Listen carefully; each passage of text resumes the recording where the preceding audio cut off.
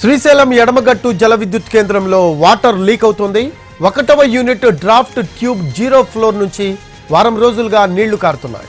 పంపు mode turbine వేగంగా తిరగడమే కారణమని plant అధికారులు అంటున్నారు.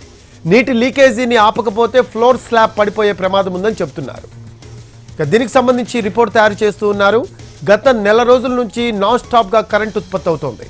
దాంతో పంపు మోడ్ పద్ధతిలో శ్రీశైలం డ్యాంలోకి నీటిని మళ్లిస్తున్నారు. దానికి సంబంధించిన టర్బైన్స్ స్పీడ్గా తిరగడంతో వాటర్ లీక్ అవుతోందని చెప్తున్నారు.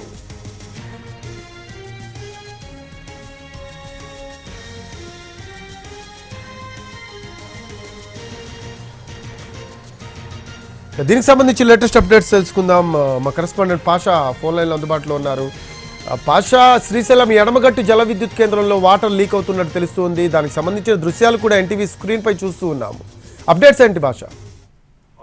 రఫీ, శ్రీశైలం ఎడమగట్టు జల విద్యుత్ కేంద్రంలో గడిచిన వారం రోజులుగా 0 ఫ్లోర్ లో నీరు లీక్ అవుతున్నట్లుగా తెలుస్తోంది. 1వ యూనిట్ డ్రాఫ్ట్ ట్యూబ్ 0 ఫ్లోర్ అని చెప్పేసి దీన్ని పిలుస్తారు. ఇక్కడ ఆ ఫ్లోర్ నుంచి దారులుగా గడిచిన వారం రోజులుగా నీరు లీక్ అవుతున్నట్లుగా తెలుస్తా ఉంది. అయితే దీనికి సంబంధించి ఎప్పుడైతే నీటి దారులు వస్తున్నాయని అధికారులు గమనించారో వెంటనే అక్కడ ఒక సీసీ కెమెరా ఏర్పాటు చేసి అసలు ఎంతసేపు నీటి దారులు వస్తున్నాయి, ఎంత మేర నీరు లీక్ అవుతుందని చెప్పేసి అధికారులు ఒక క్లారిటీకి వచ్చారు. గడిచిన వారం రోజులుగా నిరంతరాయంగా నీరు లీక్ అవుతున్నట్లుగా స్పష్టమవుతుంది. నీటిని అరికట్టకపోతే ఫ్లోర్ స్లాబ్ పడిపోయే ప్రమాదం ఉందని చెప్పేసి నిపుణులు చెప్తున్నారు. గడిచిన నెల రోజుల నుంచి నిరంతరాయంగా విద్యుత్ ఉత్పాదన కొనసాగటము, అదే పంపు మోడ్ లో రివర్స్ టర్బైన్స్ వేగంగా తిరిగి శ్రీశైలం జలాశయంలోకి నీరు తోడిపోస్తుండటంతో ఆ టర్బైన్ల వేగానికి ఫ్లోర్ నుంచి నీరు లీక్ అవుతున్నట్లుగా ఒక ప్రాథమికంగా అంచనాకు వచ్చారు. దీనికి సంబంధించి